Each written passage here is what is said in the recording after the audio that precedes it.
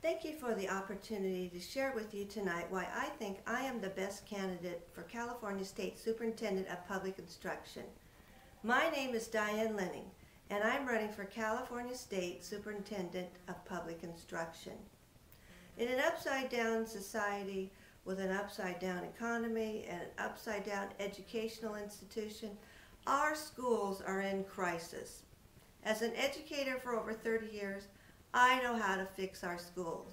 Having taught in public high schools and in the California Youth Authority with Los Angeles and Orange County gang members, young men ages 14 to 25, I know what to do to fix our schools, and there are no surprises for me. Currently, California has a 50% dropout rate. These young people, 18 and under, who have dropped out of school, are costing us $1.1 billion a year in crime-related expenses. Wouldn't it be better if we spent that money educating these young people? I'm sure you would agree with me that it would be better to educate them. Now, when we bring them back into schools, we're going to need to make sure we have more vocational classes and a good rigorous educational climate whereby these young people can have a skill and be prepared for a job right after high school. Many of these young people are really not interested in going to college. They want a job right after high school. So as in our district, we had a regional occupational program centrally located within our district whereby young people could take truck driving, technology, upholstery, banking, many different kinds of business skills that they could have a job right after high school. And yet these classes would count as credits toward their high school diploma. And then we're going to need to make sure that we have safe campuses.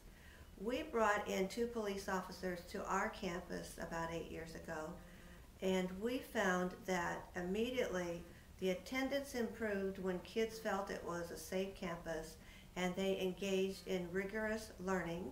And a few years after that, working together with our district leaders, we were able to win the National Eli Broad Award for Most Improved Student Scores in the nation.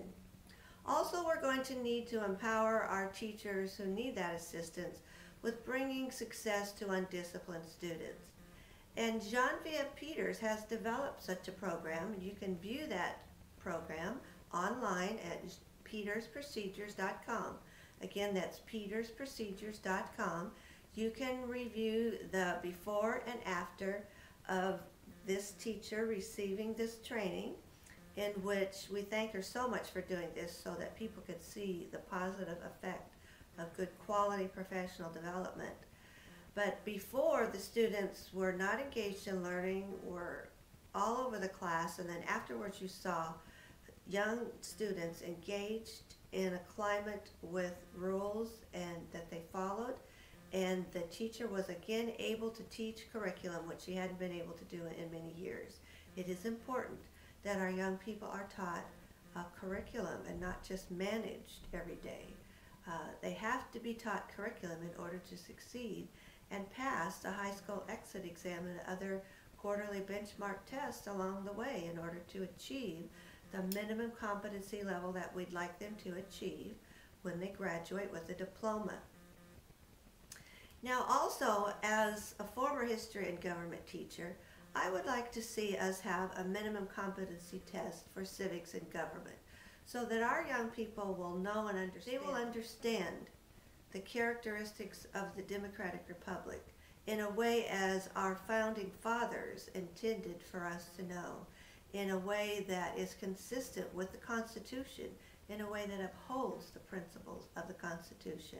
And additionally, I'd like to see again an American flag in every classroom and our young people saying the Pledge of Allegiance every day. I believe that's important for us to be able to assure that we are passing the torch of liberty from each generation to the next. And not only that, but that it's a responsibility of our educational system to provide our young people with this kind of education and knowledge about our society and our government. So we have myself as an educator, someone who's involved in the unions. I'm a former union leader, Republican chair of the Educators Caucus in the NEA, and I help lead the charge of Republican educators out of the closet into the NEA, and stood and spoke on the 10,000 delegation member floor for many years for our shared core values and to focus on core curriculum education rather than all the social issues that sometimes our union leaders get sidetracked in their political issues. They have spent $211 million over a longer period of time for political issues. And wouldn't it have been wonderful to have some of that money to buy Kindles where we could download textbooks and students wouldn't have to carry textbook back and forth to school, or we had some of that money to provide air conditioning in some of our classrooms, or other supplies, textbooks, or professional development for our teachers who need the support. Now surely there are many teachers who are high quality teachers, but our new ones as they're coming in need this professional development and peer support in order to be successful. We have a great difficult time today keeping our new young teachers in. As soon as they come in, they see how tough it is, and many go right back out. So we need to assure that we have peer reviews, peer support, and some kind of professional development for them. And I look more for our union to be more of a professional union, to help with more of the support. Now, there are some good programs within the union, but it's just not enough to be able to get down to every teacher who needs the support. So we need to do that on a broader basis in order to reach all our new teachers. So I'm looking forward to working with our legislature. As a third-year law student, I'm working on the capability and ability to write legislation, working in conjunction with our legislature to systemically fix our schools in a way that will assure that our lower performing schools are rising to the level of our higher performing schools, so that every young person will have a quality school in their neighborhood. I favor local control, in which the parents and local community members are actively engaged in working at their local schools, so young people do not have to be bused miles away, that when parents can attend the local schools with all their young person's activities, that it will be more efficient, more supportive, more collaborative, and a better education model for every student in California.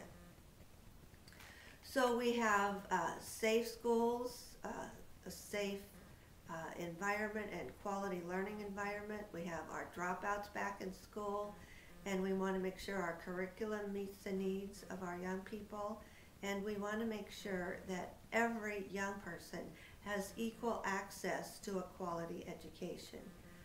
Thank you for spending your time with me tonight. I would be so honored if you would join our team and donate online. You can be someone who endorses our campaign or support our campaign financially by looking at DianeLenning.com or Diane Lenning for California Superintendent of Public Instruction 2010.vpweb.com.